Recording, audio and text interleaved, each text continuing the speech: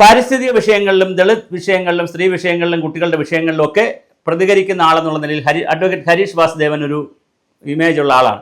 പക്ഷെ ഇപ്പോൾ പിണറായിക്ക് വേണ്ടി ഒരുപാട് പാദസേവ ചെയ്യുന്നു എന്നുള്ള ഒരുപാട് അപവാദങ്ങൾ അദ്ദേഹം വാങ്ങിച്ചു പിടിക്കുന്നുണ്ട്.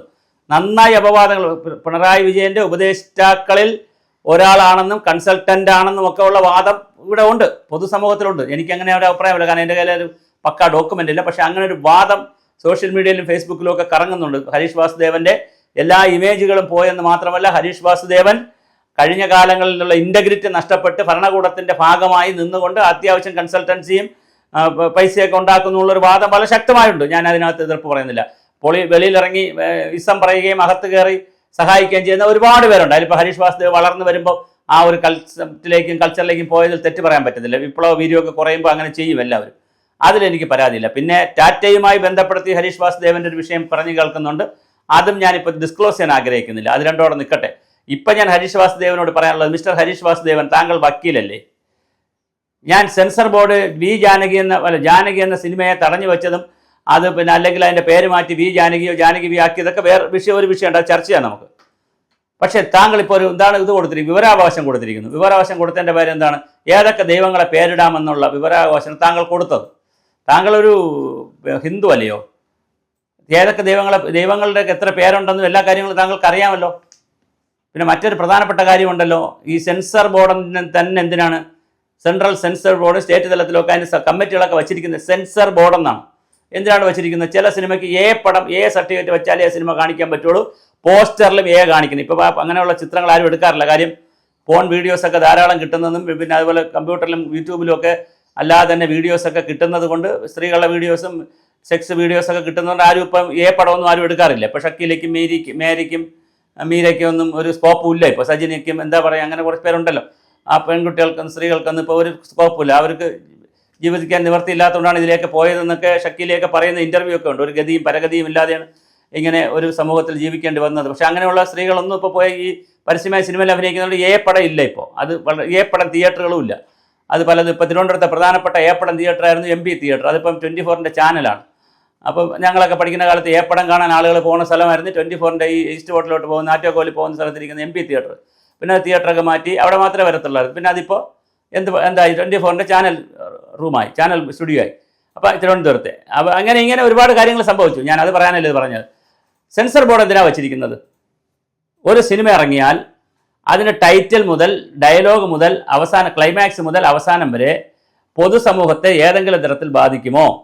ഏതെങ്കിലും മതവിഭാഗത്തിന് ബുദ്ധിമുട്ടുണ്ടാകുമോ? അതുപോലെ തന്നെ പിന്നെ വർഗീയത ഒരുപാട് പറയുന്നുണ്ടോ? കലാപം ഒരുപാട് കാണിക്കുന്നുണ്ടോ? സെക്സ് ഒരു പരിധിക്കപ്പുറം സെക്സ് കാണിക്കുന്നുണ്ടോ?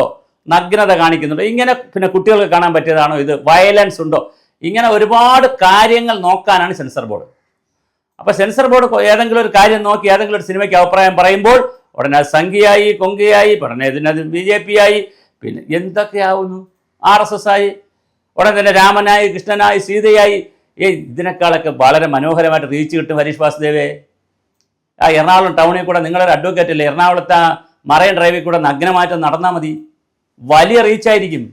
ലോകം മുഴുവൻ നിങ്ങളുടെ പടം കാണിക്കും. ഭയങ്കര ലക്ഷങ്ങളായിരിക്കും റീച്ച് അടിക്കുന്നത്, ലൈക്ക് അടിക്കുന്നത്. അങ്ങനെ ഞാനത് കളിയാക്കി പറഞ്ഞതല്ല. നഗ്നരായി നൂഡായി സമരം ചെയ്യുന്ന ലോകത്ത് ഒരുപാട് രാജ്യങ്ങളുണ്ട്. സ്ത്രീകൾ നൂഡായി സമരം ചെയ്തുകൊണ്ട് പ്രതിഷേധിക്കുന്ന രാജ്യമുണ്ട്, ഒരുപാടുണ്ട്. ഹരീഷ് വാസുദേവ് കണ്ടു കാണും. പ്രതിഷേധത്തിന് വേണ്ടി ഭരണകൂടങ്ങൾക്കെതിരെ നൂഡായി പ്രതിഷേധിക്കുന്ന രാജ്യങ്ങളുണ്ട്. അതുകൊണ്ടാണ് അങ്ങനെ പറഞ്ഞത്. അല്ലാതെ നിങ്ങളെ ഞാൻ കളിയാക്കി പറഞ്ഞതോ വ്യക്തിപരമായി ആക്ഷേപിച്ചതോ ഒന്നുമല്ല. പ്രതിഷേധത്തിന് ഒരുപാട് മാർഗങ്ങളുണ്ട്. ഈ നൂഡായി പോകുന്ന പ്രതിഷേധ മാർഗങ്ങളും ഉണ്ട് ഇവിടെ. ഹരീഷ് വാസുദേവൻ എന്തായി പറയുന്നത്? നമ്മുടെ ഒരു സംവിധാനം, ഏത് ഭരണകൂടം വരട്ടെ, എന്തെല്ലാം വെട്ടിയിരിക്കുന്നു ഇതിനു മുമ്പ്, ഏതെല്ലാം സിനിമകളിൽ എത്ര ഭാഗം വെട്ടിക്കളഞ്ഞിരിക്കുന്നു. ഓരോ സിനിമകളിൽ സെൻസർ ബോർഡിലേക്ക് കൊടുക്കുമ്പോൾ അവർ പടം എന്ന് പറഞ്ഞെടുത്ത പടം AU എന്ന പറ അല്ലെങ്കിൽ UA എന്ന് പറഞ്ഞ് മാറ്റിയായിരിക്കും പിന്നെ സെൻസർ ബോർഡ് കൊടുക്കുന്നത്. അത് കഴിഞ്ഞിട്ട് U എന്ന് പറഞ്ഞ് അങ്ങോട്ട് കൊടുക്കുന്നത് കംപ്ലീറ്റ് A എന്നുള്ള രീതിയിലായിരിക്കും അവർക്ക് ലൈസൻസ് കിട്ടുന്നത്, അല്ലെങ്കിൽ സെൻസർ ബോർഡിൻ്റെ ക്ലിയറൻസ് കിട്ടുന്നത്. എന്തോരം സിനിമ വച്ചിരിക്കുന്നു. അപ്പോൾ സെൻസർ ബോർഡ് വേണ്ടേ? അപ്പോൾ അവർ സ്വാഭാവികമായിട്ട് അതിനകത്ത് അഭിപ്രായം പറയും. അത് വളരെ കറക്റ്റായിട്ട് പറയാം. അപ്പോൾ അത് ഇപ്പോൾ അഭിപ്രായം പറയുമ്പോൾ അതെല്ലാം ഈ തരത്തിലേക്ക് ചിത്രീകരിക്കുന്ന ഹരീഷ് വാസുദേവനെ പോലുള്ളവർക്കൊന്നും പറ്റിയതല്ല. താങ്കൾക്ക് റീച്ച് കിട്ടാൻ വേണ്ടി, ഒരു പബ്ലിസിറ്റി കിട്ടാൻ വേണ്ടി താങ്കൾ ഒരുപാട് ഗിമ്മിക്കുകൾ ഇപ്പോൾ കാണിക്കുന്നുണ്ട്. വളരെ വലിയ ഗിമ്മിക്കുകൾ കാണിക്കുന്നുണ്ട്.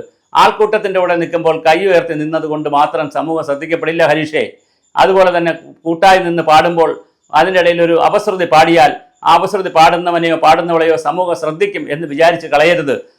എന്താണ് താങ്കൾ ഉദ്ദേശിക്കുന്നത്? താങ്കൾ സെൻസർ ബോർഡ് വേണ്ടെന്നാണോ? അതോ സെൻസർ ബോർഡിനെ കളിയാക്കിയതാണോ?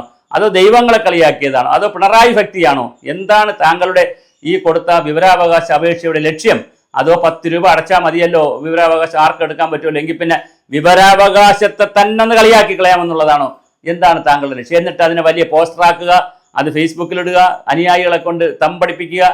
എന്തൊരു കാര്യമാണ്! അങ്ങനെ BJP 2 തെറി പറയാൻ പറ്റുമെങ്കിൽ നല്ലത്, RSSനെ പറയാൻ പറ്റുമെങ്കിൽ നല്ലത്, മോഡിയെ പറയാൻ പറ്റുമെങ്കിൽ നല്ലത്, ഗവൺമെന്റിനെ പറയാൻ പറ്റുമെങ്കിൽ നല്ലത്, പിന്നെ ഇത് സെൻസർ ബോർഡിൽ ഇരിക്കുന്ന പറയാൻ പറ്റുമെങ്കിൽ നല്ലത്. എല്ലാ കാലത്തും ഇതൊക്കെ നടക്കും. ഇത് പാടുണ്ടോ? ഞാൻ പറഞ്ഞത് നമ്മൾ വളരെ കൃത്യമായിട്ട് ഹരീഷ് വാസുദേവേ, നിങ്ങളെക്കുറിച്ച് ഞാൻ പറഞ്ഞല്ലോ, താങ്കൾക്ക് ഇന്ന് കേരളത്തിൽ ആ ഇമേജ് ഇല്ല. താങ്കളെക്കുറിച്ച് ഒരുപാട് അപഖ്യാതികൾ ഇന്ന് സമൂഹത്തിലുണ്ട്. താങ്കൾ ചെയ്തു കൂട്ടുന്ന പല കാര്യങ്ങളെ സംബന്ധിച്ചും സാമ്പത്തികമായ ക്രമക്കേടുകൾ ഉൾപ്പെടെയുള്ള കാര്യങ്ങളെക്കുറിച്ച് ഒരുപാട് ഞാൻ വളരെ ഉത്തരവാദിത്വത്തോടുകൂടിയാണ് സംസാരിക്കുന്നത് ഹരീഷ് വാസുദേവേ, വളരെ ഉത്തരവാദിത്വത്തോടുകൂടിയാണ് സംസാരിക്കുന്നത്. കാരണം വലിയ രീതിയിലാണ് ഹരീഷ് വാസുദേവെ താങ്കളെക്കുറിച്ചുള്ള മോശമായ അഭിപ്രായങ്ങൾ ഫേസ്ബുക്കിലും മറ്റു സ്ഥലത്തുമൊക്കെ വരുന്നത്. ഞാൻ ഒരിക്കലും ഹരീഷ് വാസുദേവ് അങ്ങനെ ചെയ്യുന്ന ആളാണെന്ന് വിശ്വസിക്കുന്നില്ല. അങ്ങനെ എനിക്കൊരു അഭിപ്രായവുമില്ല ഹരീഷിനെ കുറിച്ച് എനിക്ക് അങ്ങനെ അഭിപ്രായമേ ഇല്ല. അതുകൊണ്ട് തന്നെ എൻ്റെ ക്ലെയിം അല്ല ഹരീഷ് വാസുദേവ്. എനിക്ക് പരിചയമുള്ള ഒരു സുഹൃത്ത് എന്നുള്ള പരിചയം നമ്മൾ വ്യക്തിപരമായിട്ടില്ല, പക്ഷേ പല ചാനൽ ചർച്ചയിലൊക്കെ ഒന്നിച്ച് വന്നിട്ടുള്ളത് കൊണ്ട് ഞാൻ താങ്കളോട് പറയുന്നു, താങ്കളുടെ ചില അപ്രോച്ചുകൾ എനിക്ക് ഇഷ്ടമാണ്. താങ്കളെക്കുറിച്ച് യാതൊരു പരാതിയും എനിക്കില്ല. ഇതൊരു അപഖ്യാതിയായിട്ട് പറഞ്ഞതുമല്ല, താങ്കളെ മോശപ്പെടുത്തി പറയുന്നതുമല്ല. പക്ഷേ താങ്കളോട് എനിക്ക് പറയാനുള്ളത്, ഹരീഷ് വാസുദേവെ, താങ്കളുടെ ഇൻ്റഗ്രിറ്റി നഷ്ടപ്പെട്ടു പോയെന്നൊരു സമൂഹം വിലയിരുത്തി തുടങ്ങിയിട്ടുണ്ട്. ആ വിലയിരുത്തലിൽ താങ്കൾ പെട്ടുപോകരുത്, കെണിയിൽപ്പെടരുത്, ട്രാപ്പിൽപ്പെടരുത്. ഹരീഷ് വാസുദേവ് പുറത്തു വരിക. ഈ വ്യവസ്ഥയിൽ നിന്ന് പുറത്തു വന്നുകൊണ്ട് താങ്കൾ പഴയ ഹരീഷ് വാസുദേവ് ആവുക. അതാണ് എല്ലാവർക്കും ഇഷ്ടം.